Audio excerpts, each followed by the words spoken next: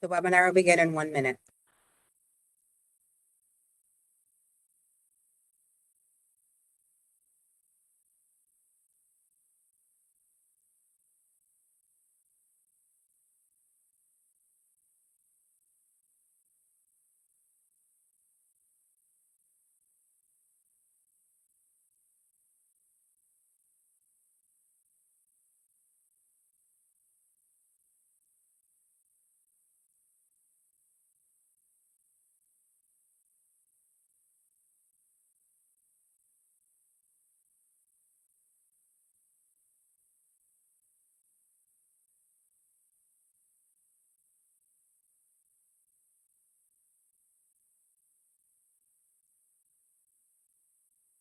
Good afternoon. This webinar offers closed captioning.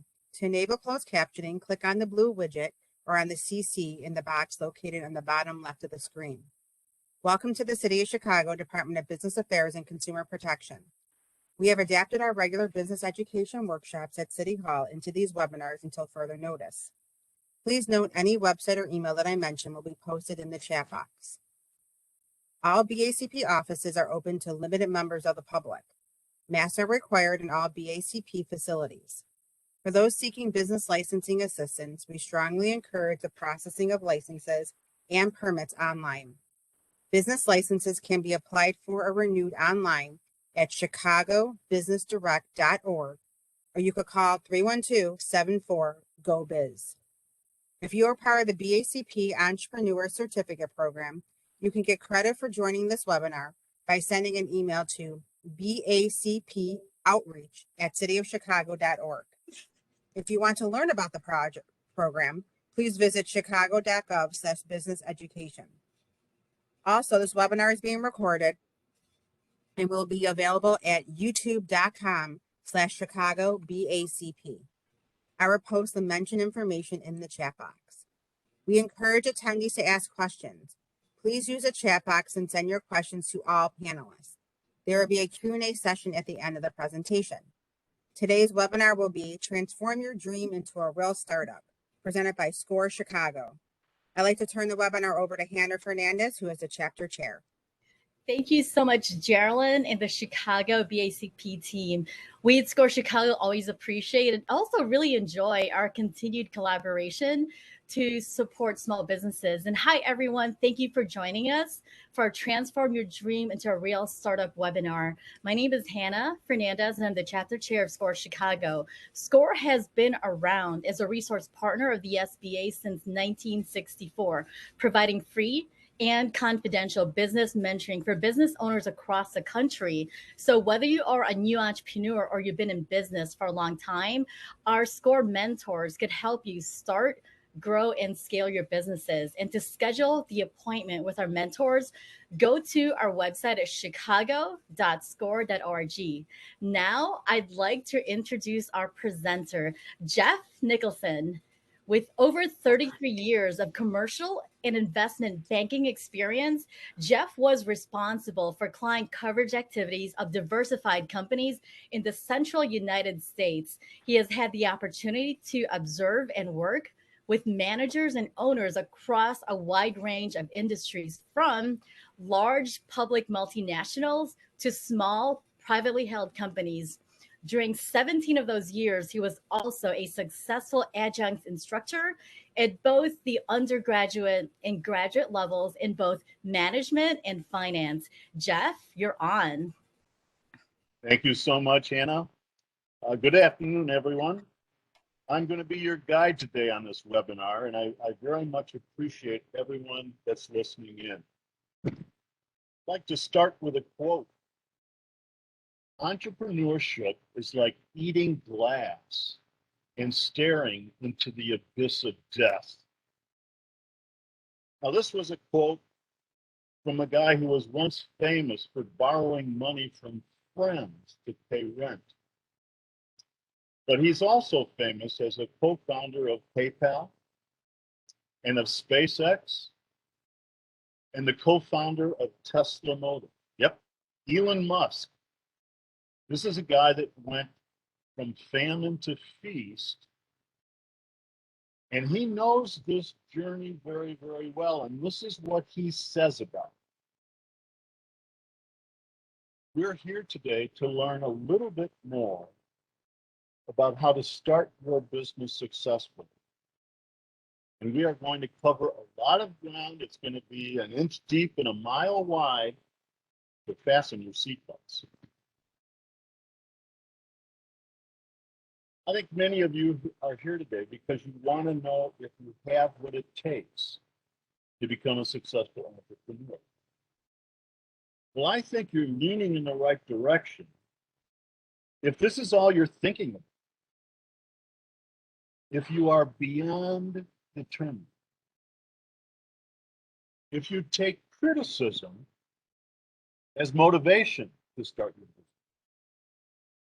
if you aren't broke, and if you can cope well with stress. Now, if you actually make it, it is a very exclusive club. As you can see, it's estimated that only 6% of the adult population in the US owns a business as their main job. But the downside of being exclusive is a potential disconnect with family and friends. Many are just not going to understand what you do. They won't be able to relate to the problems you face. The demands for your time will never seem to stop growing. There's always more that you can be doing. There's always a project, an event, a meeting, a phone call that you can make. Why? Because in the end, it's you, and it's only you. You are accountable. It's your job after that. But the reality is most of your family and friends just won't get it. And here's another fact almost never discussed. Of the roughly 30 million small businesses in America, over 80% are one employee business.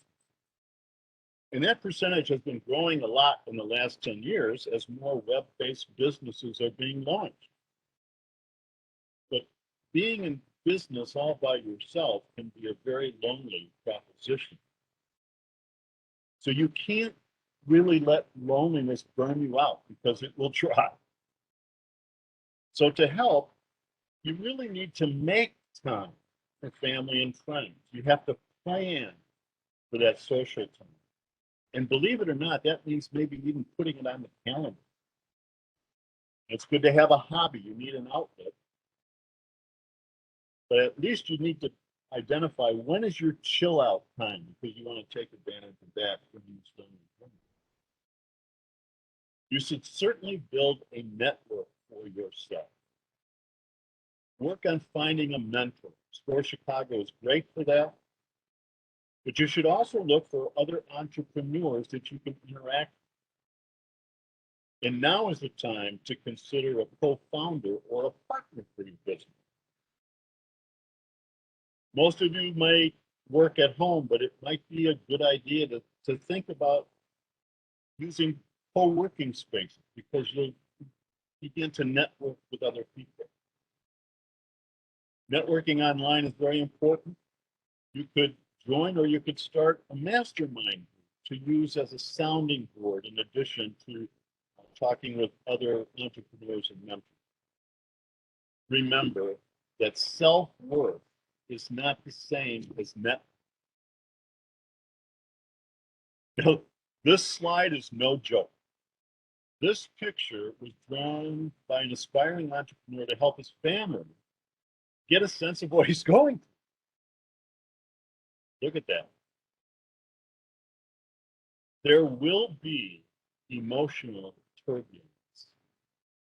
And I'm talking about bouts of severe anxiety and stress.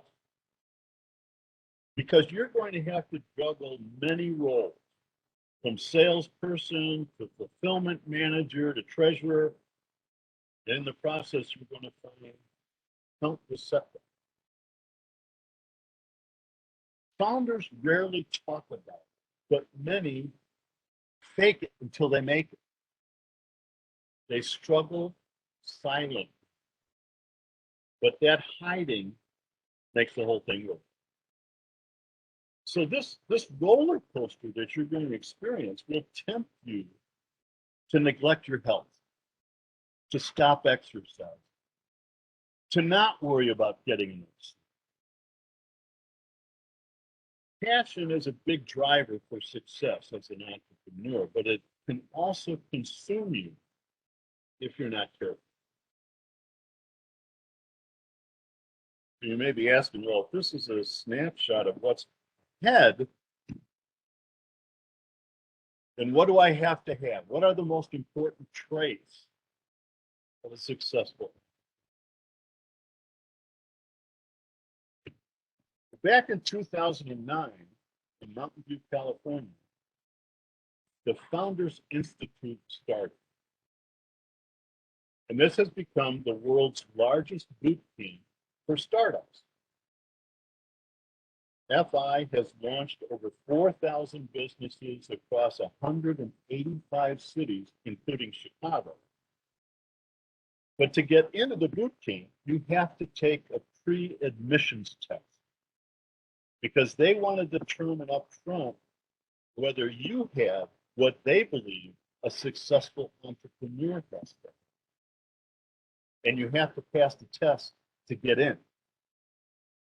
And they're looking for 4 things. Number 1, emotional stability. You have to have high impulse control and an ability to remain calm under stress.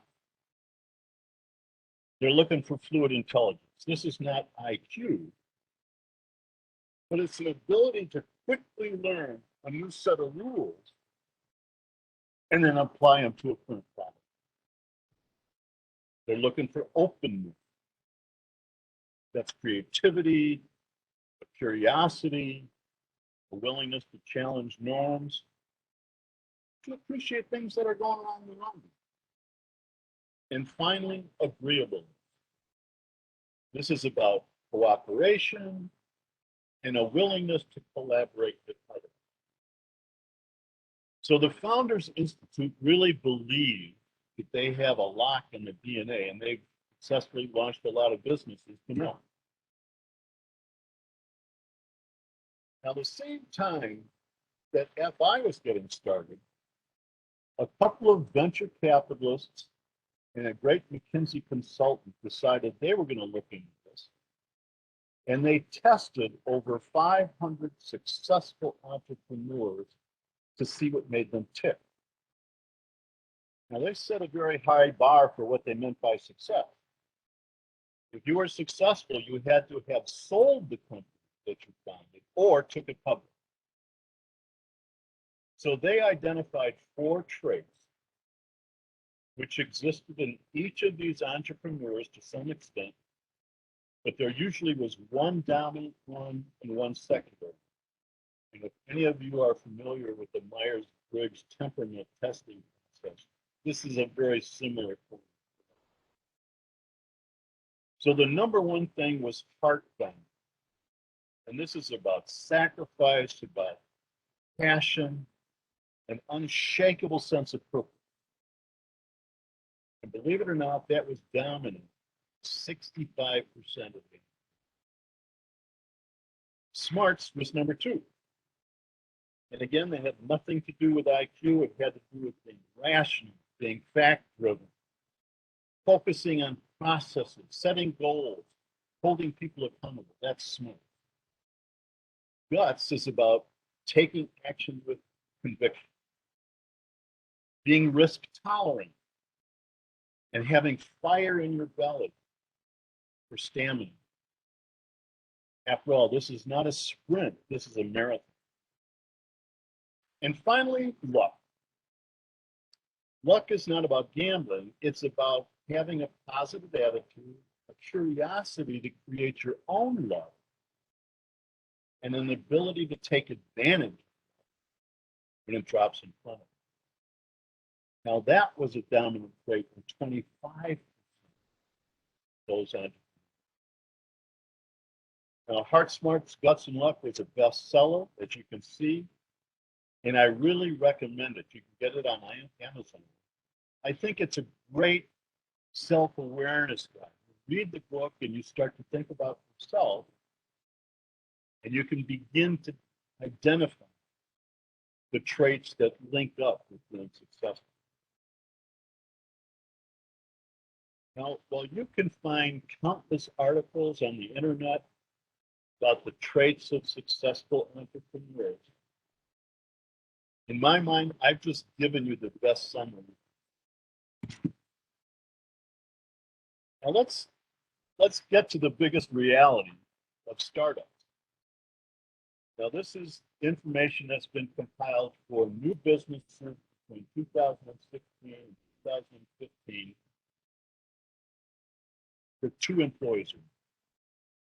And as you can see, after the first 2 years of launch in the US, 33% of the business is failed. Over the next 2 years, on average, another 13% of those startups fail. So after 4 years, it's 46% have gone by the board. After 7 years, only 2 out of every 5 startups survive. So 3 out of 5 fail. Now recognize these numbers are aggregates for all kinds of business. Whether you're talking about a restaurant, online chat room, or a manufacturer, they're all lumped in, including franchises, by the way, which actually have a 75 to 80% success rate. So keep in mind, you want to be one of the 2 out of 5 that start. Now take a look at this graph. Now on the far left side, you can see the 100%. So that's where businesses start in year 1. Years are across the bottom. And then for each year going forward, as you move to the right, you can see the number of businesses that survive from 100% to 90 to 80, blah, blah, blah. And on that legend on the far right, you can see from 1994 all the way through 2015, which is the last time I was able to pull this together. But take a look at that slope. It doesn't matter, does it? Whether or not you've got a 9/11 event, whether or not you've got a booming stock market or a recession, each of those lines are basically the same trajectory. Over the last number of decades, the last 20 years, the rate of failure has been rather consistent. Now, once you get to year 7, you've got a really good chance of surviving. And so our mission, your mission, is to help you become one of those 2 out of 5 after 7 years. Because once you get it that far, chances are you're going to make it all the way. Now, if that's what's happening, you have to be thinking to yourself, well, why do 3 out of 5 businesses fail? Well, Inc. magazine went to its 500 founders. These are the 500 fastest growing privately held companies in America. And asked them to think back to their first year in business and identify the biggest mistake or biggest challenge that they faced. And this was the answer. 45% of them said shortage of capital was number 1. And look at number 2. It's a very distant second. And 3 is a distant third. So the number 1 challenge here is making sure that you have enough capital in order to launch and make your business survive for 7 years. Now, this I pulled together from 2 great sources. One is Y Combinator, which is out in California. It's a startup accelerator for new businesses. They provide some seed money. They've launched businesses like Airbnb and DoorDash. And so they believe that these are kind of the four more prominent reasons for failure of the businesses that they see. Number one is having no specific customer. Somebody's come up with a great idea and they know somebody's going to buy it, but they're not sure who. Most founders of failed startups don't quit their day jobs. Most founders of successful ones do. Read that a second time. Now, few major startups are founded by just one person. And here the word major is important, so we're talking about major successful companies. But you should also know that startups with co-founders rather than a single founder usually raise 30% more capital. And most successful startups end up doing something different than they originally intended. Now, if you go to Entrepreneur Magazine, which you should be subscribing to, their number 1 to 4 reasons are listed there. Failing to research the business idea to see if it's viable, or underestimating the financial requirements, or the timing of when they're needed. And another one is working only in the business rather than working on it. And what that means is, particularly if you're a single founder, you're wearing all these hats. You're dealing with customer questions, you're dealing with sales, you're dealing with fulfillment, you're doing this, you're doing that, all of which is working in the business. And it jeopardizes working on the business, which means thinking about your marketing strategy, reviewing your competition, thinking about the next set of employees that you should be recruiting. That's working on the business. You're buried in fighting fires day to day, and you can't get to the on. That's a big problem. And finally, it's miscalculating the market size or the timing of entering. How easy is it to get started? What kind of market share might you get? Those are all the principal failures that, or reasons for failure that you see from Y Combinator. This is an interesting quote. Success is the ability to go from one failure to another with no loss of enthusiasm. This is a quote by Winston Churchill, by the way. Now, we think of Churchill as being the prime minister in England that helped defeat the Nazi war machine, but his history is rather interesting. You know, for the 10 years before he became prime minister, they were his wilderness. He continually tried to have a career in public service, and he was peppered with lost elections, joining parties that wound up being in the losing end of an election. So he knows about enthusiasm in the face of failure.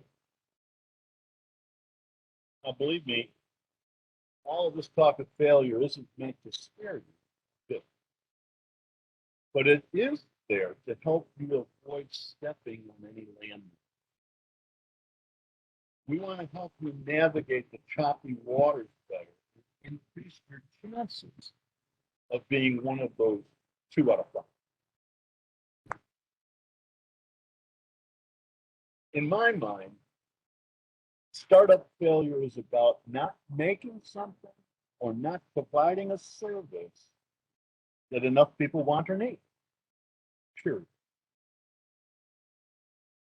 Paul Graham, who is one of the co-founders of Y Combinator we just talked about, he said this: the very best startup ideas have 3 things in common. 1, there's something the founders themselves want. 2, that they themselves can build. And 3, that few others realize are worth doing. Now, just think for a minute about your own startup idea as you're sitting here. how do you find out whether or not it has real potential? Well, I think you start by answering these three questions. I guess you start by asking, does my idea solve a problem or create an opportunity? Who is my target market? And what value does my idea deliver to that target audience? Answering these questions objectively blocks the potential of your plan. But objectivity is the key. You may not want to hear this, but your assumptions going into this journey might indeed be wrong. You have to recognize that your opinion in this dimension is actually irrelevant. You have to answer these three central questions with facts from the market. And market research is essential for starting. Understanding the needs and wants of the target market will be the difference between success and failure. You know, for too many startups that just launch without doing enough research, it can take years to find a fit in the market. And it's often during that time that they see, there's not enough traction to what they're doing. They're trying to readjust, pivot, and the startup runs out of gas. So you need to use market research to gather information that answers those questions objectively. And that work has to be done up front to validate your idea so that you can find some traction for your business and invest.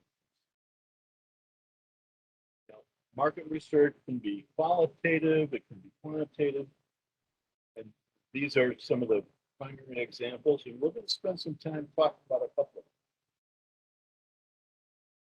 But before we start on market research, you've got to first decide what it is you're looking for when you dip your toe in the market. What do you need to know to give you more confidence that you can be successful?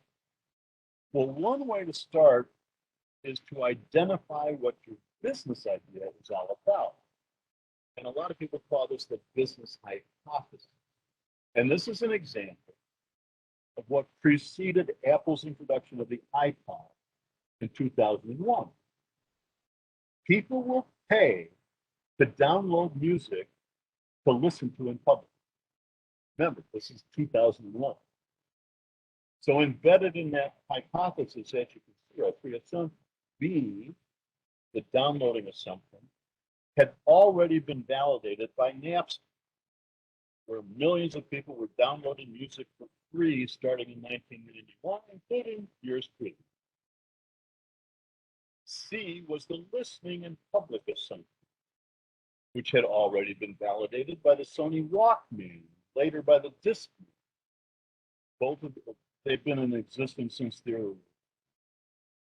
So the real question centered around A. Would folks pay to download? And that's where Apple spent all of its time doing research. And you know what happened. So once you initially determine what you want to learn more about, it's time to get out of the building and start talking to people seriously. And you can start doing this with family and friends. Some people discourage that. I say go ahead. But you need to recognize you can't just stop. So first, you've got to interview 10 to 20 people to discover how they currently deal with what your startup idea hopes to remedy. So you ask them, how are you solving that problem today? What's frustrating about how you solve it? How does the priority of solving it fit into your whole schedule? And if you do solve it, how would your life be better? because you want to learn everything you can from these interviews. So you have to listen intently, but you have to avoid trying to sell them your idea. In fact, you don't even tell them about your idea. You're here to discover how they solve a problem or deal with an opportunity that your idea is about. So once you've done 10 to 20 people, if you discover that there's kind of a clear indication that there's a need for something new or different, then you need to conduct some solution. Then again, you got to do a minimum of 10. You got to preferably do 20, and it's not with the same 10 or 20. These are different people. And so you start by telling them what the problem is that you want to solve, and then you give them your solution. You talk about it at a fairly high level. Might even suggest what the solution doesn't do, so it gives them some scope, and you kind of suggest some pricing. But again, you're not trying to sell them on the idea. You want to gauge their willingness to buy. And here's where you might use a prototype of your product. A lot of people will use a minimum viable product in order to have the respondent play with it. You could use a video that demonstrates your product. Suggest a Facebook page that they could read about it. Any of those things are possible to add to the solution. But these initial interviews are a must for any startup. Now, actual primary market research can be very expensive and is normally reserved for larger companies that have been around. But online surveys have become a great vehicle to collect marketplace feedback. A survey tool platform is digital software that enables you to make and send a multitude of surveys out into the marketplace to get reaction. Each of these companies provide you with templates that you can use to make up a survey. They give you sample questions. They collect the data from the respondent, and they provide filter capabilities and data analysis like graphs and charts and things. Most of them have built in what they call branching or skipping logic, which is setting up different questions in response to answers given. So, if you answered no to 3, then you jump to 5. Now, these are 10 reputable survey tool platforms, most of which have low cost or even free for dipping your toes into the marketplace. So you really need to check them out. Most of the platforms on the prior slide will charge $25 a month or less for their basic service. I think the most expensive was about $60. So it's really very, very cost effective. And you get the results real time as people complete the survey. Building the questions for the survey has a great deal of flexibility built into it. And the respondents can complete the survey in private, which I think fosters a lot more objectivity than doing a face-to-face interview or doing something. Surveys can also be made anonymous. If you have a ready-made list of people that you'd like to be included, most of these platforms allow you to import your distribution list right into the platform easily. If not, some of the platforms will provide direct links into a range of social media networks. So you can use your own social media pages to post publicly your survey to get people. And some platforms will also include links to access payments, which you can use as a source for respondents if you don't have it. Now, these are some of the market research panel companies in the US. And a market research panel is a group of recruited respondents who have agreed to take place or take part in market surveys and other market. They've usually shared a lot of information about themselves, their households, which can be used later to tailor make the sample of people who want to get responses. Each of the panelists are rewarded or paid in some way. Now I've highlighted with a red arrow the AYTM, which stands for Ask for Target Market.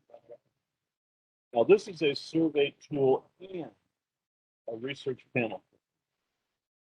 So it manages 60 million panels worldwide. And they use 10 demographic characteristics like age, ethnicity, education, but they also collect scores of other psychographics to classify the panelists. They have different lifestyles, sets of personal interests, the way they make decisions, all those things are attached to all the respondents. You can inquire about different kinds of characteristics that feel your respondent. But just to put it into perspective, assume for the moment that you have a survey, you've built with 10 questions, and you want to get 400 completed surveys.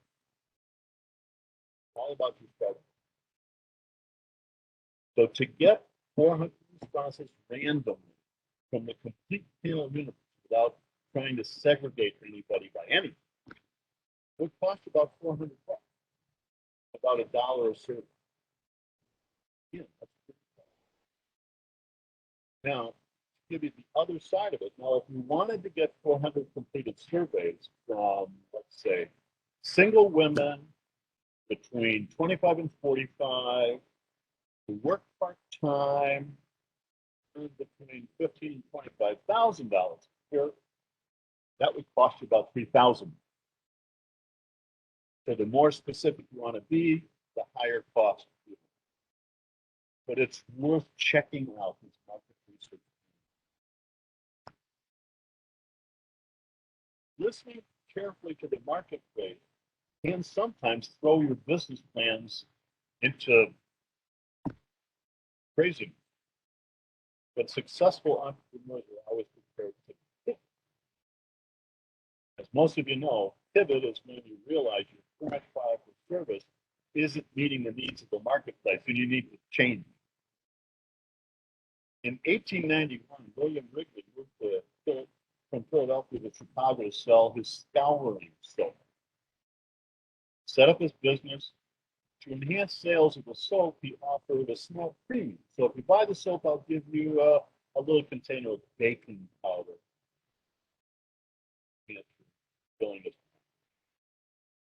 But within the first year, he realized that the baking powder was actually more popular than his soap. So he did away with the soap and he said, okay, now I'm going to sell the baking powder.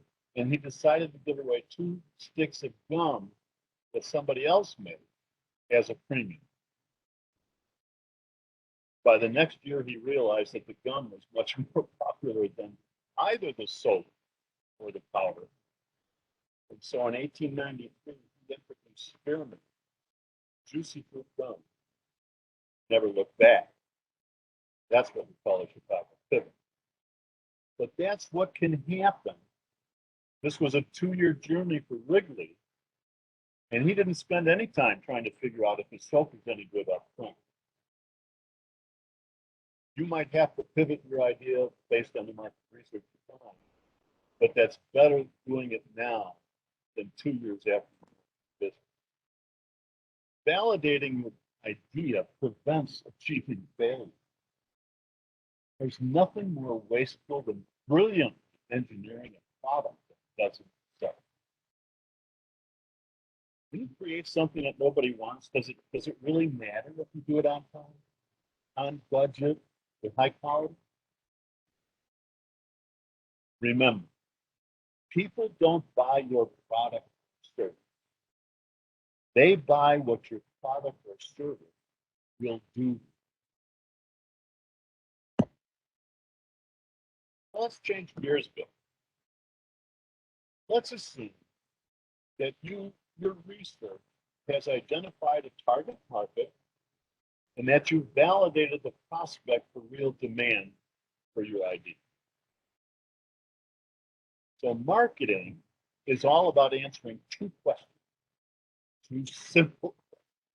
What are the characteristics of your target customer and why do they buy? Those are important questions because they help you to determine what the potential is, what the market potential. This is an example. We go through. An entrepreneur came to Grow Chicago Central Bank, and he was in the business of selling proprietary hand-rolled Cuban cigars to African Americans. That was his. And I like the backstory that this guy had because his dad had rolled cigars in Cuba for a number of different Cuban cigar companies. So he was very well connected, and that was the impetus for starting this business. Well, he had a website up and running. He had 300 boxes of cigars, and he had spent $3,500 buying a list of 8,000 names of affluent African Americans. And I said, well, you've done a lot of work. Can I see your business plan? He said, no, I really don't. I said, okay, well, you started the business. What do you do? And initially, he came and said, he wants to know if he has enough inventory. And I said, well, what have your sales been so far? He said, well, I haven't sold anything. But I'm afraid to contact these names I've got because I don't want to run out of cigars. I said, okay, let's get together in a couple of weeks and we'll revisit. So I spent almost an hour collecting this information. Went to the Census Bureau and found that there were 30 million adult African Americans in the U.S. World Tobacco said 49% market share for large cigars. Handmade was 50-50 with machine made. And the Cigar Association said average consumption is 2 per week. 104 a year. So I went through the math, and there was a couple of assumptions here that are important. One is that a box of cigars usually has 25 cigars. It has an inventory of about 75. And that the average cigar is about $8. That also came. So I went through the math. 30 million African Americans, 7.7% smoke cigars, 49% are large, 50% hand-rolled, 104 a year. That's almost 59 million cigars annually. And conservatively, I said, if this guy were able to capture 0.5% of the market over a period of time, he would eventually sell about 300,000 cigars a year, or about 11,770 boxes. That's about $2.4 million in revenue. So he could, eventually build into that, which was, it was great. I said, well, now let's go back to your question. You got 8,000 names. Let's assume 7.7% smoked cigars, 49%, 50% handled, 104 average. That's 15,700 cigars you would sell annually, and you have 7,500. But that assumes you're going to capture 100% of every cigar smoker in that sample, which is totally impossible. So I said, you've got enough cigars to last you probably for a couple of years. Go out and sell them. Admittedly, this appears to be a very simplistic example. But I'll tell you it's simple for two basic reasons. Number one is it's only one product. But number two, the founder was very, very specific about his target market. He defined it very specifically, and we could collect this information as a consequence of it. Most companies make a mistake. Most founders make a mistake of saying, well, I want to set my targets wide because I don't want to miss anything. That's a big mistake. That's the shotgun approach. You need a rifle to be successful. This guy had a rifle. But that's really the lesson. And you also have to step back and say, well, that's just determining what the characteristics of the market, the target market is. None of this is trying to figure out why they buy what they buy. And that's another important reason to go back and say, I got to get out of the building and start asking questions. Now let's jump to selling. I just thought I'd put together a list of what I think are the more important things to keep in mind when you're selling. And number one is always be selling. You need to develop an elevator. You all probably know what that is. You know, you got 28 seconds and no more to tell a story about you and your business to start a conversation. Once you develop that elevator speech, you got to get out there and network. Really need. You don't know that the person standing next to you in an elevator isn't your next big supplier, your first big customer, an investor, or a partner. You don't know if who you're sitting next to on the L is one of those potential individuals. So you've got to always be selling. 80% of success is just showing up. That was a Woody Allen quote about auditioning for a part, but that's still true. If you're not out selling, you don't have success. You got to show up. And when you're talking to people, you have to remember to talk less and listen more. You go to a sales presentation program at any great sales training, and you'll find that the right mix is 75% of the time the prospect talks, 25% the salesman. Why? Because you want to find out information from them. You want to know why they buy, why they make a supplier decision, why do they invest in something. You want them to talk to you about their needs, their wants. You can't do that if you're the one talking. Some people find it hard to sell. I say, give yourself permission to call somebody. Go and drop a business card off or a brochure. If you have an email, send an email. And then you can call or show up, and now you're just following up on something. It makes it a lot easier to make that open. But you really need to start building your email list now. You need that contact. And start a blog. You need to develop content for your business. Think about how you buy today. You go on the internet, you do all sorts of searching, you're looking for credible companies, somebody that's reliable, knowledgeable, and how do you make that determination the first time you go there? You're looking for content. There's people that you can hire that will go out into your business channels, like the trade journals or publications, and give you a list of articles and references that you can put on your website and that you can comment on. And so when people come to buy from you, they see, oh, here's something from the trade journal in this space. And this owner is talking about that article. So he must be or she must be in the know. That's how you develop credibility, reliability, knowledgeability for your prospects when they're coming to you, is to develop content. And the other thing to recognize is that today, online traffic is about 70+% video. So if you don't have videos on your website, if you're not on YouTube or any of the other video platforms, you don't exist. So we could spend a whole afternoon talking about price, but these are what I think are the real key things. Price, I think, is the strongest signal that you give to somebody about the value of your idea or the position in the marketplace. A lot of people start out by saying, well, I'm going to undercut the competition so I can sell.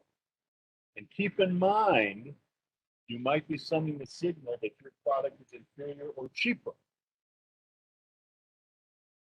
I think you let customers choose how much to pay. Now, that sounds kind of crazy, doesn't it? The best example no longer exists, but Sears years ago, you'd go into their hardware store and they would have screwdrivers and they would have good, better, and best. And you decided how much you wanted to pay for your screwdriver because you could get away with the good one, or did you have to have the best? Then you would choose how much to pay. The way that happens today, at least on the internet, and Amazon's been great about this and many other companies, is they bundle things together to create more value or give you options to bundle and different prices as a consequence. So if you want to get free shipping, then you can do these things. If you want to get a discount, you can do this. You let the customer decide how much they want to pay. They really great stuff.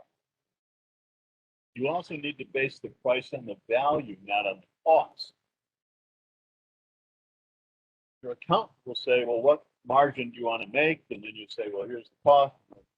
Here's what your price is. You need to know that. That's important. But you also need to know the problem that you might be fixing. Let me give you an example. We were consulting with a company here in Chicago who sold crawl space vapor bearings.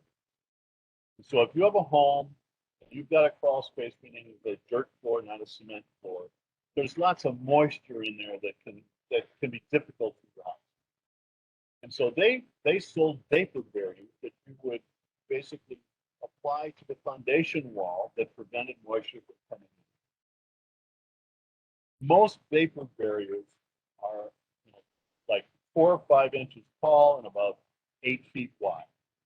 And in order to totally encapsulate a basement, you've got to put that against the foundation, secure it, and then you've got to tape the seam to the next piece. Go around the whole basement, and then you're done. Well, this supplier that we were dealing with was providing a vapor barrier that was 12 feet. But he was trying to price it below the competition. When we sat down, we said, listen, what do you know about your contract? What do they say is the biggest fail problem with the service they provide? And it's the seam comes apart. And what's the biggest cost in installing the vapor barrier? And it's making the seam, taping. And so we said, hey, listen, you've got a 12-foot long barrier. So you're going to have less seams that fail and less seams that will tape. And that means that the contractor customers can do the job quicker, which meaning it's costing them less money. And as a consequence, if you charge the same price, you'd be making money. So base the price on value, not cost. And then the last point is about service businesses. You have to be a little careful. Now you work 52 or 50 years a year and 40 hours a week. So that's 2,000 hours a year. You want to make $100,000. So you say, okay, $2,000, $100,000 salary I want to get from my service. So I'll charge $50 an hour. That makes perfect sense, except that you won't be billing $2,000. You'll be marketing, you'll be doing this, you'll be doing that. If you're lucky, you might bill half of your time, which would be $1,000. So if you want to make $100,000, you got to charge $100,000, not $50. Competition. This is a big deal, and most people not address it appropriately.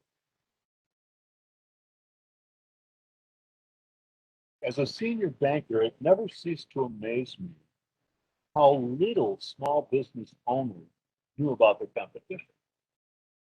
Whenever I met a new owner, I always asked them, tell me about your biggest competition. And 3 out of 4 times, the owner would reply that you don't have a lot of competition.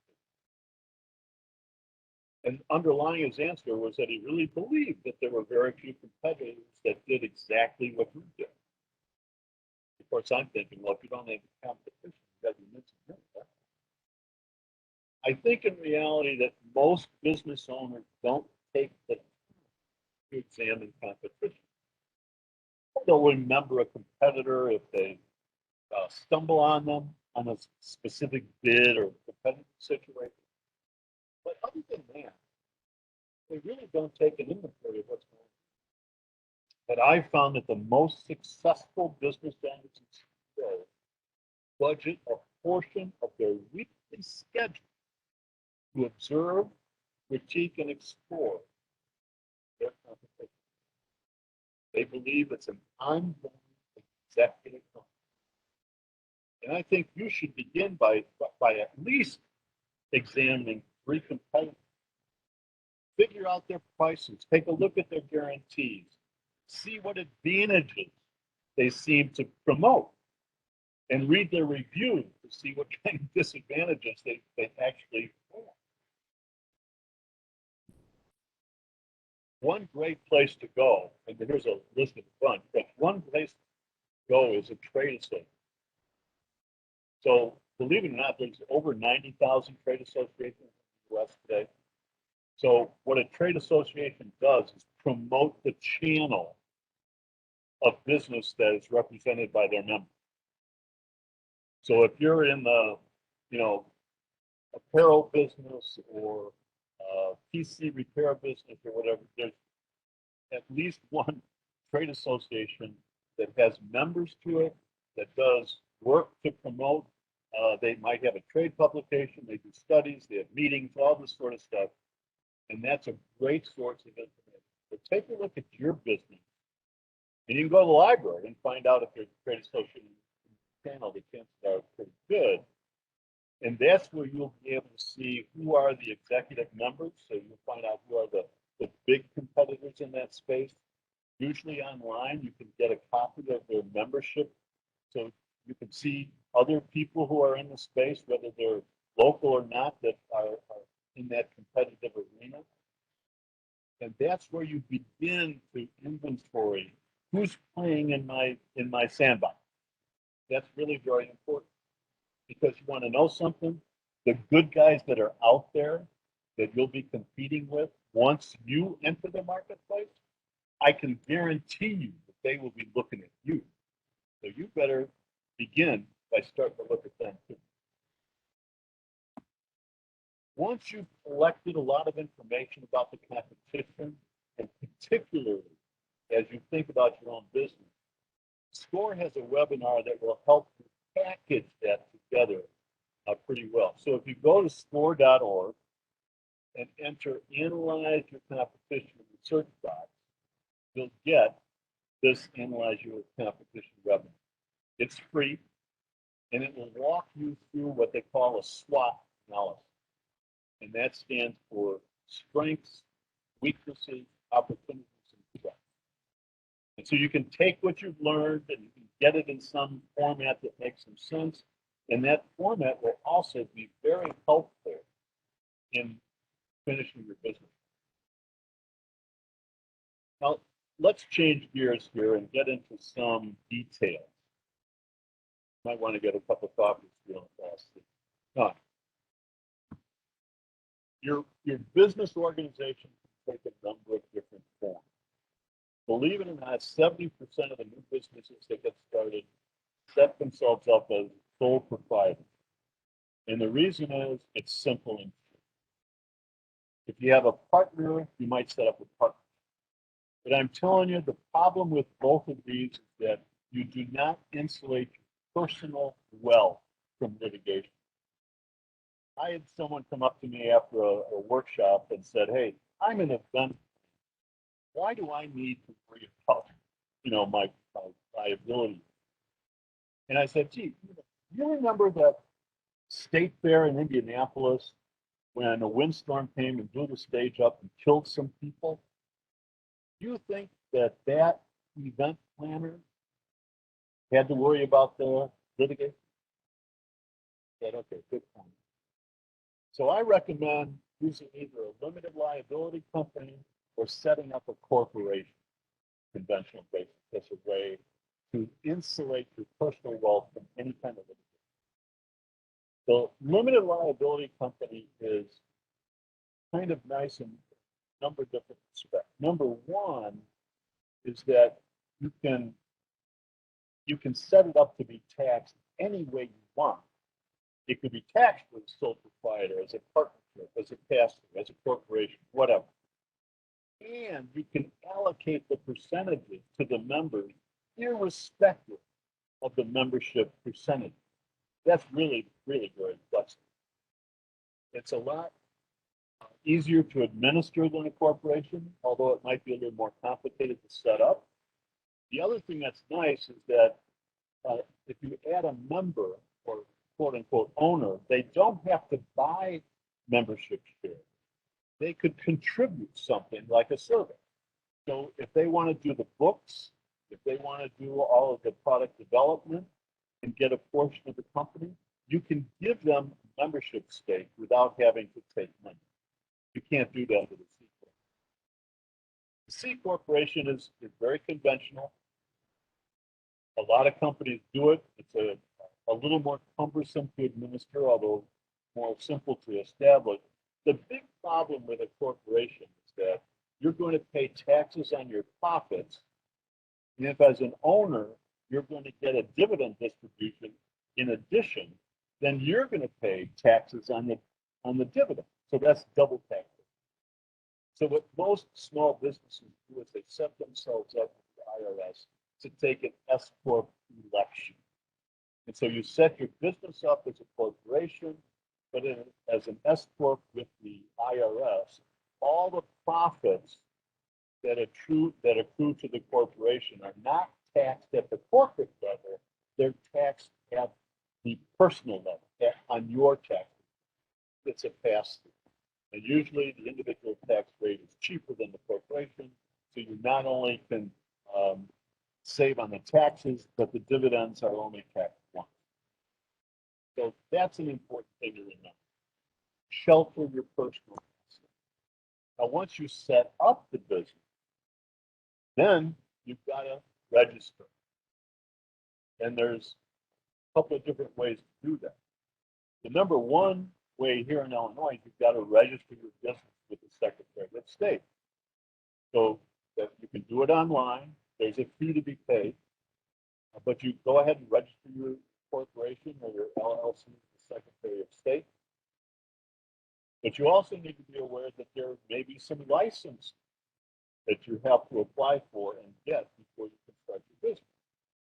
Now we think of licenses, yeah, an accountant should be licensed, a lawyer, a doctor, but there's other professions that need to be licensed. For example, an interior designer, a nail technician has to be licensed, athletic, canine training. All of these professions require licensing in the state of Illinois. And Chicago has their own set of licenses that may also need to be addressed. So you need to look in both places, but the licensing, it might involve some testing. It certainly will involve some fee and maybe filling out an application, that sort of thing. But those are very important. But you register with the Secretary of State. If you're a franchise, if you're starting a franchise, you register with the U.S. But once you are more than one person and you've got employees, then you've got a whole new set of regulations you have to worry about. You've got labor laws you have to be concerned with, which is workers' compensation, unemployment insurance, OSHA regulations, immigration laws. You have to certify identity, and there's certain eligibility requirements for retaining records. And obviously, you have to deal with taxes. So you have to get everybody's tax ID number. You have to collect taxes and Social Security payments, and you have to remit those to the appropriate people. And if you're selling directly to the consumer, you've got to collect sales tax, both state and local, and then you've got to remit that, keep a record of all that sort of stuff. In thinking about sales taxes, if you're not selling directly to the end user, then it's advisable for you to go to the state of Illinois and get an exemption certificate so that when you buy from a supplier, they don't tack on sales taxes to you, because then you'd be paying twice. And then if you go on retail and you've got a barcode On your label, you have to get your company registered in order to have the barcode for your company. Now, to get help on all this legal stuff, there's some places that you can go. And that you should know that the big law schools, Chicago, Northwestern, Loyola, UFC, and DePaul, all have programs to help entrepreneurs set up their business at either a free or reduced rate. And these are second and third year law students that are being shepherded by actual corporate attorneys or law professors. And I can tell you they're really good.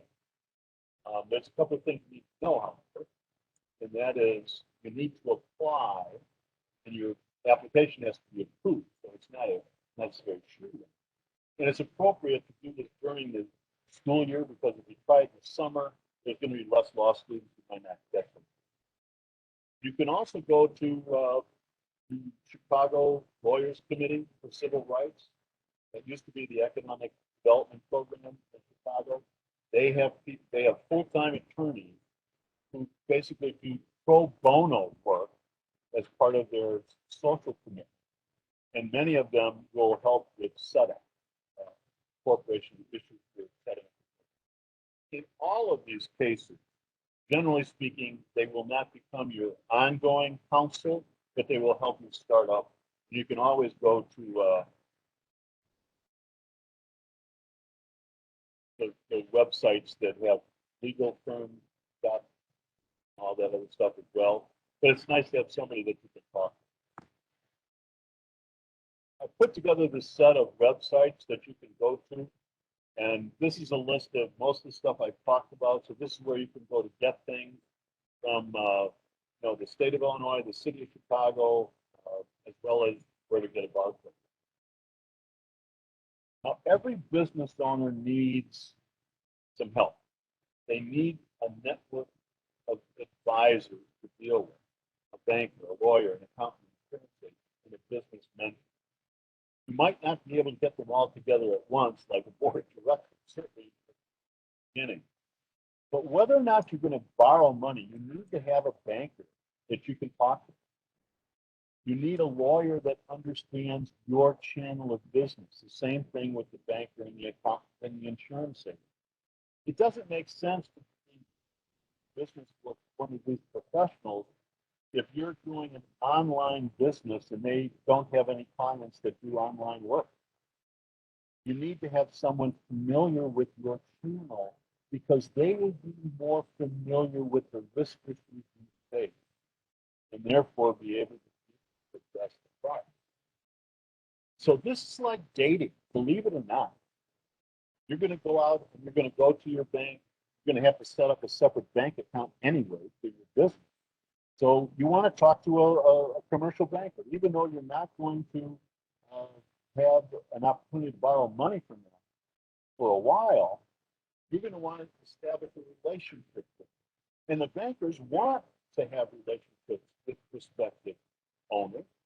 So there's a mutual benefit there, and you begin to send them information about your business, and ask some questions, then you get a chance to get some reactions from them.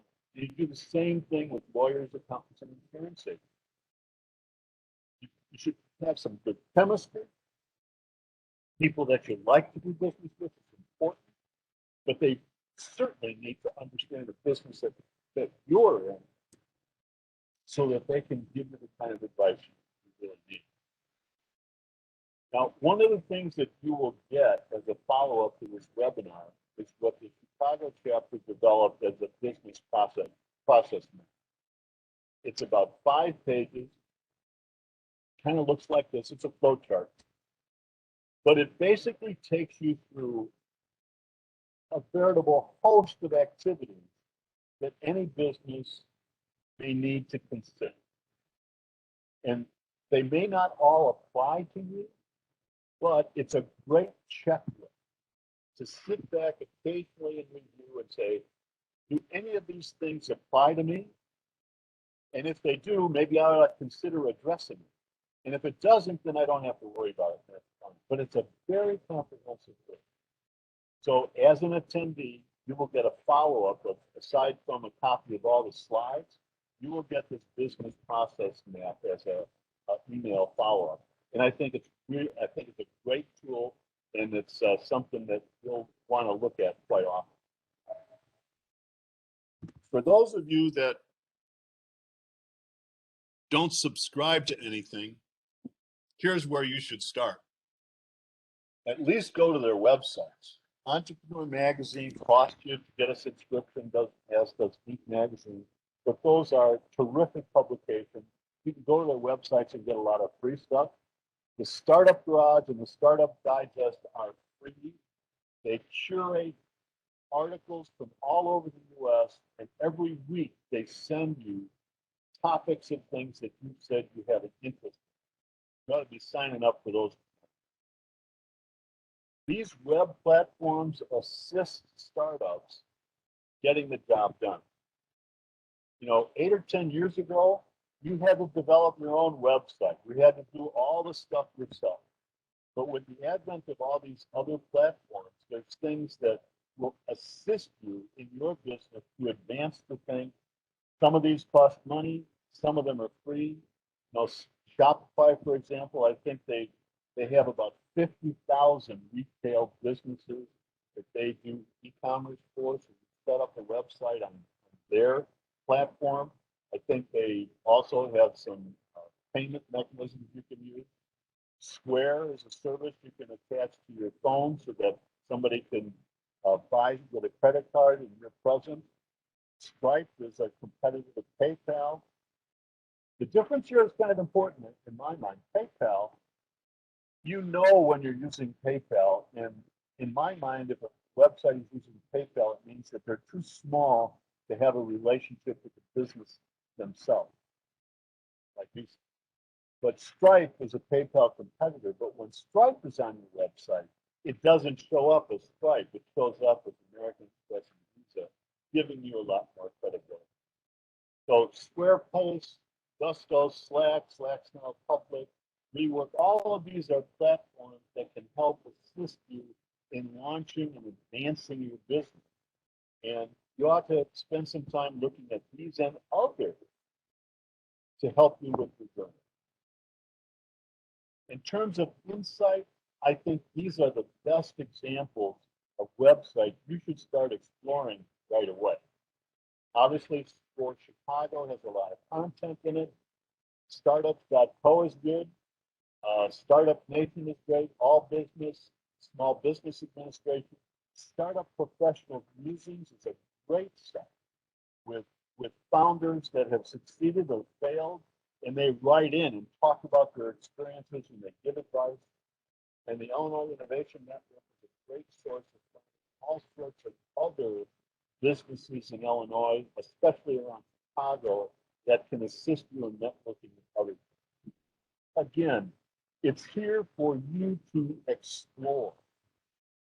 In addition to working in your business, you need to work on it, and this is part of the way in which you can do that. In addition, this is just a list of incubators and accelerators in Chicago. Now, what's an incubator? An incubator is an organization that helps you launch a business. And in Chicago, these are the ones that are most noteworthy. And what an incubator does is that they get you to physically locate in their space, centralized with maybe 10 to 20 other entrepreneurs. And their mission is to give you advice, bring in CEOs and founders of other startups and investors and that kind of technology to get you information that helps you launch your business. And it's no set time frame, but you're centrally located. The normal time frame, by the way, is probably 33 months. So it's like 3 years of time to launch your business successfully. These are the big incubators in Chicago.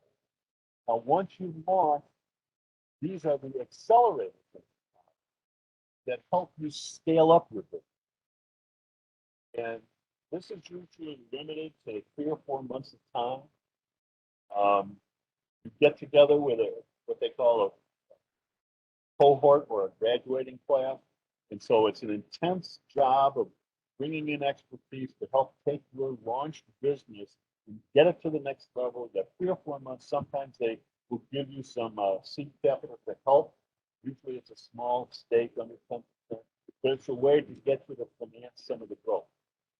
And the reason that they're here is to give you an introduction to websites that you might go to and learn more about who's involved in these platforms. Because the best way to get into an incubator in Chicago is to network it. They get dozens and dozens of applications. And usually they want to quickly get to know. So they want to find something in the application that turns them off so they can put it in no time. But if you find out a business that they're currently working in, and you know someone in that business or know someone who knows somebody in that business using LinkedIn or something else, that's the way to network in. You start to establish a meeting, you get to say, oh, I'm thinking about doing this. And that's the way you kind of get someone to say, hey, I was talking to somebody. That's how you best get into an incubator and an accelerator.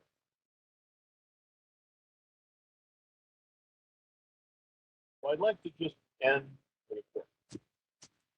Never give up on a dream just because the time will take to accomplish. The time will pass anyway. This was from Earl Nightingale, a famous motivation. You know, you wouldn't know it from listening to cable news today, but this is a great time to start. Over 800,000 new businesses started in the year that ended at the end of September, which is the fiscal year. So 800,000 businesses started in that year. That's 38% higher than the last 10 years, and 10% higher than 2019 before the pandemic. 10% higher than 2019 before the pandemic. So 2021 was a great year. It continues to accelerate. So things are indeed looking up for you. Your time is now.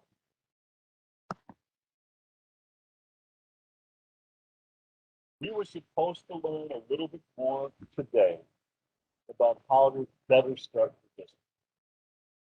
I know we covered a lot of material. There's a mile wide, but I hope we accomplished it. If nothing else, I hope I made you think. Again, I appreciate all of you listening in today. You're going to get a copy of the slides and of that process map as an email follow-up. And I plan to stay and answer questions for as long as it takes to answer. Thanks much. Great. Thank you so much for a great presentation. Rave reviews in the chat. I'm just looking through to see if there's any questions right now. We do have one. Is there a website where we can find the Illinois specific licensing requirement for all types of businesses? On that page that I showed you, which you'll get as a follow-up, there's a website that you can go for licensing, and I think BACP can also assist with that for the city of Chicago. Correct. You could send any specific licensing questions to bacpoutreach@cityofchicago.org. That's bacpoutreach@cityofchicago.org.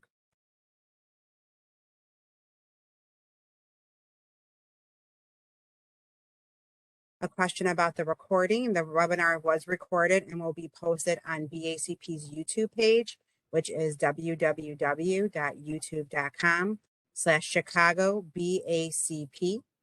Again, I put that one in the chat.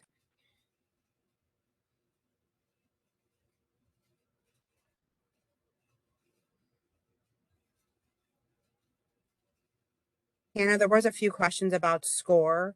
the website, what exactly SCORE does, how they make an appointment with a counselor. If you could give a little bit Absolutely. more information on that.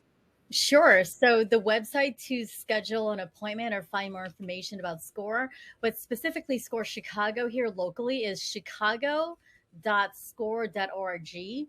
And really, the mission of SCORE is to provide free and also confidential business mentoring for business owners. And the clients that we mentor can really range anywhere from somebody who's a pre-startup, meaning they have a great business idea, but then they don't have a business plan yet and they don't know if it's viable. And Jeff just gave you all a lot of great insights and resources today. Some people are startups, but they want to make sure that they have a proper marketing plan set in place, or they want to go ahead and properly allocate the capital they receive. So we could help you with that as well. But we also have a lot of established businesses also who are coming to SCORE because they want to go ahead and figure out if they can find other ways to scale, because they may be, even though they're in the $1 million, $2 million range, they may be stagnant. So we can essentially help everyone, anybody from startups to established businesses. Great, thank you. Sure. Another question. What is a good blog for my educational consultant and family support business? This is my business. I've added bilingual to it. I'm in my last step of obtaining a city license. I'm excited, but I'm a little nervous on how to obtain capital. I thought about fundraising and introduce what I will be doing, but a little nervous. So any insight or advice for that? Well, I can, in terms of the capital thing, let me give you a little advertisement. I think it's February 9th.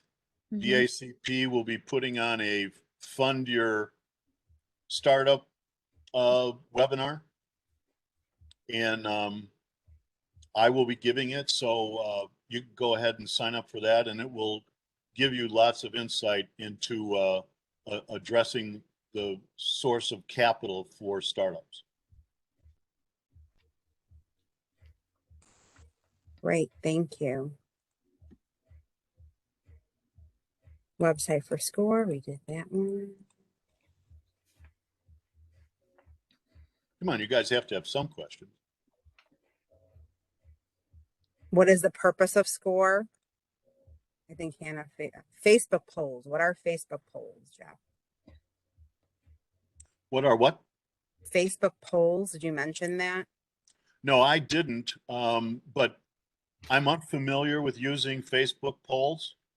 I'm not a big believer in them, but the other survey tools that you can use to put a survey on your website that people can respond to, I like that idea. Okay, great.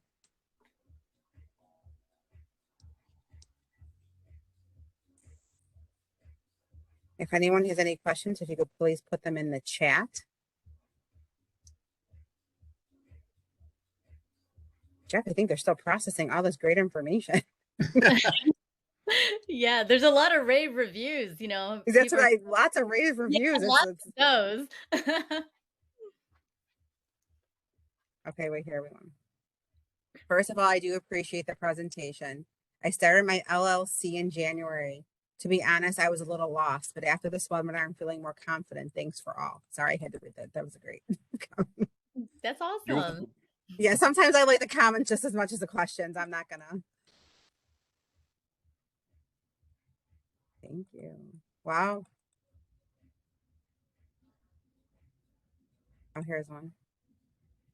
Are there any resources available for grant writing to fund my business? Or to fund businesses? First of all, BACP can talk to you a little bit about grants. It's a very tough process. Depending on the nature of your business, it may be worth looking into. But recognize that it's administratively cumbersome often, and it really takes some shepherding. So I think people in the city of Chicago might be able to help you out. and that might be the best place to start. There are certain grants offered by the city, but actual grant writing, the city does not have many resources on that. We would probably reach out to SCORE or the Women's Business Development Center. They're a great resource for that. What are some new obstacles that new businesses are seeing during the pandemic? Well, I think the newest obstacles are the ones that are present for in-business companies as well. And that is, issues about supply chain difficulties, certain technologies being behind the curve in terms of supply. Recruiting people is very difficult.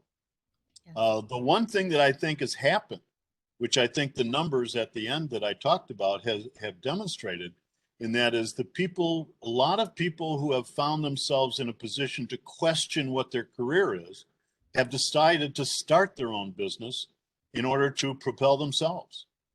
So that to me has been a big positive in the marketplace right now.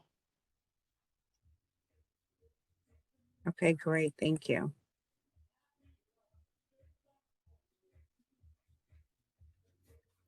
There is a question in the Q&A.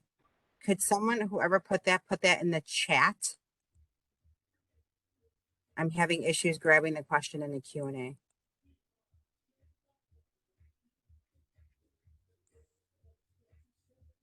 Is there a way to find out how to start a nonprofit?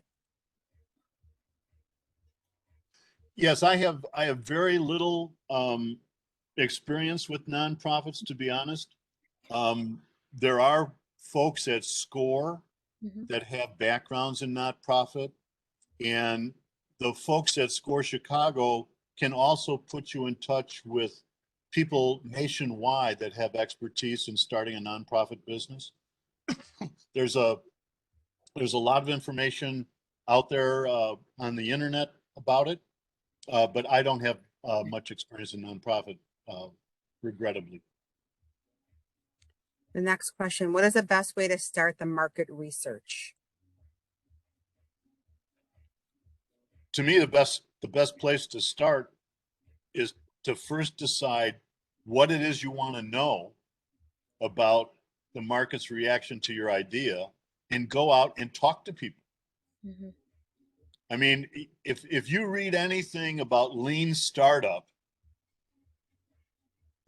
you get your business idea and then you go out and you talk to people about it right away. That's the discovery process.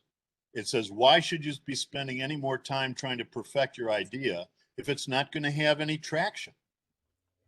So you've got to go out, you have to have a good set of questions that you're going to consistently ask people, recording the information, and then coming back and assessing it objectively. And then if you find good results, then you do the solution interview, which I talked about. That's how you start. That doesn't cost you much.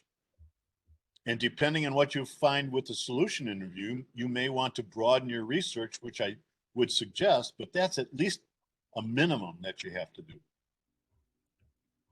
Great. Next question. So what's the best for me? I'm opening up a spa, an LLC or a sole proprietorship. I'm telling you, I have never advised anyone to set up a sole proprietorship. I'm sorry. Mm-hmm. You think about a spa. I don't know exactly, what kind, but if there's any kind of massaging or slippery surfaces or anything like that, where you could open yourself up for a potential lawsuit, you would never want to establish yourself as a sole proprietor. Great. Next question. How do I clear my credit to be able to get a business bank account to build business credit? Well, as a startup, well, this is not part of this program, the February 8th, 9th, you will not be able to get a loan as a startup from a regular bank. You're just not. For you to establish a corporate checking account, you shouldn't have any trouble doing that. So even if someone refuses you because they look at your credit score and they didn't like it, then I'd go to another bank, and I would start by going to community banks. Don't go to the big banks. They don't have any services for you, for heaven's sakes. So don't go to Chase or Wells Fargo, any of the big banks. Go to your community bank. There's actually people there that will talk to you, and you can go in and set up an account there. And then eventually you may grow into a situation where you can try to get credit from the bank, but you won't be able to do that as a startup. Great, thank you. Once your business is started, is there a good way to get people to advise you as an advisory board? Well, I think my suggestion was on that one slide that said I would get a business mentor. I certainly would think of my lawyer, my accountant, and a potential banker as resources to be able to talk with on an ongoing basis. And it may be difficult to get all of them together as a group, but certainly dealing with them individually or maybe as a team. Maybe you get the banker and the accountant together. Maybe you get the lawyer and the banking guy together, depending. But I think it's a good idea to really look at those 5 professionals as being the beginning of what your advisory board is. And frankly, if you go to the Illinois Innovative Institute, you can put in a request to find advisory board places. And I think you'll find that there are some. There are some professional organizations that do that. But that's a place to start. Great. I plan to start a catering business. What's the best website would be useful for information? I can't answer a specific catering question, but one of the things I would do is I would go to the web and just put in catering trade association. And that will probably give you some organizations that specialize in promoting caterers. And then they themselves will probably have websites that will be specific to catering that will be useful to you. Great. And also to expand on that, if you have questions about City of Chicago catering license, again, BACP outreach at cityofchicago.org. Or you could call 312-744-6249, and that is our small business center. Right. Hannah, do SCORE volunteers keep your information confidential? Absolutely. Every single year, we take a module and of confidentiality to make sure that we do that. Absolutely. We sign a code of ethics. Jeff, I have a question. What is your field of expertise or your strength as a mentor? I believe Hannah gave a brief intro in the beginning, but if we could just say that again. I was a commercial and investment banker, so mostly about finance, but I was also a product manager in my banking career. So I have a sense for product marketing and market research as well.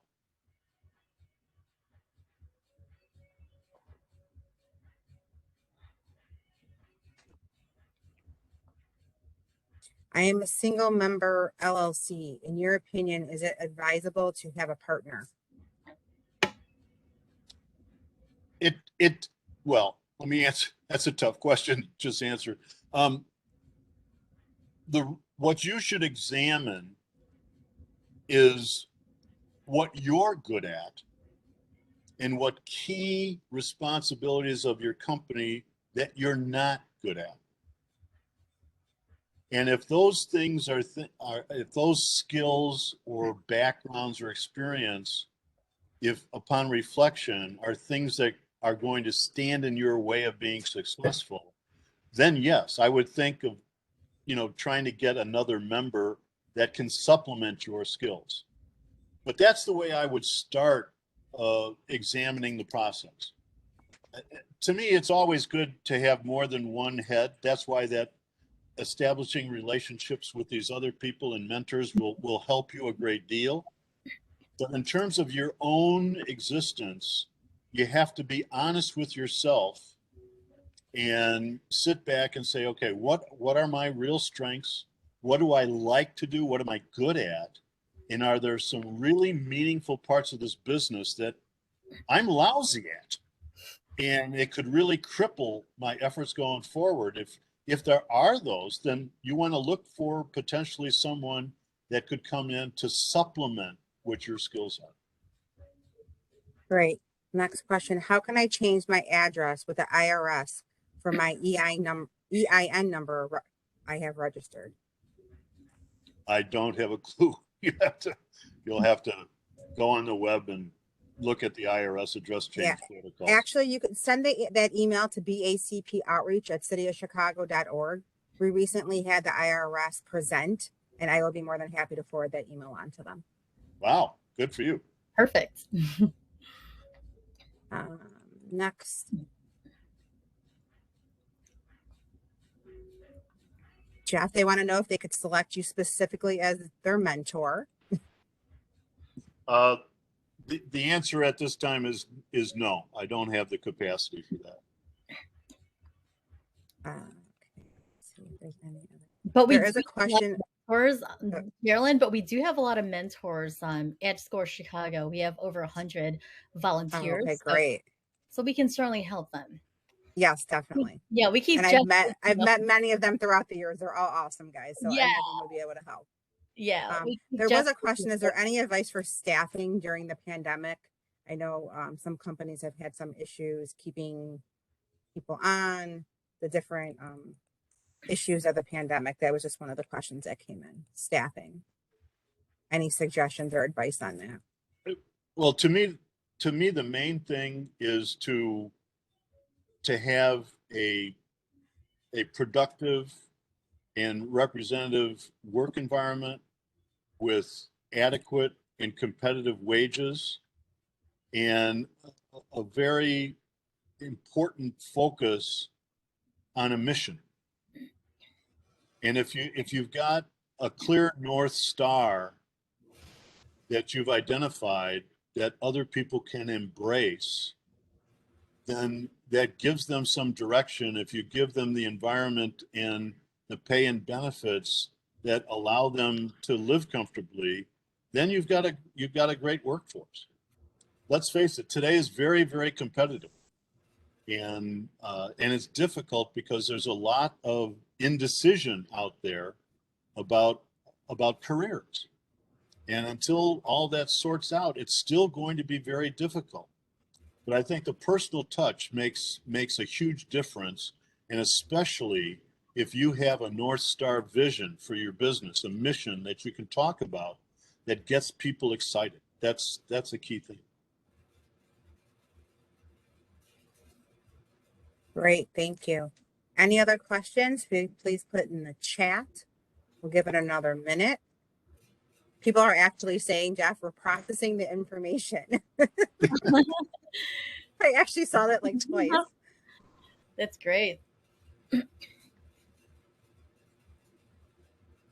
I think once everybody gets the slides and the process map and you go over it, a lot of this will sink in deeper and give you much more focused direction. Okay. Yeah, I agree. And we'll be able to get that email out sometime tomorrow. So you'll be expecting that email. Well, I think that is all. Thank you so much for a great presentation. Hannah, thank you always for joining us. Of course. Again, the webinar will be posted on www.youtube.com/ChicagoBACP.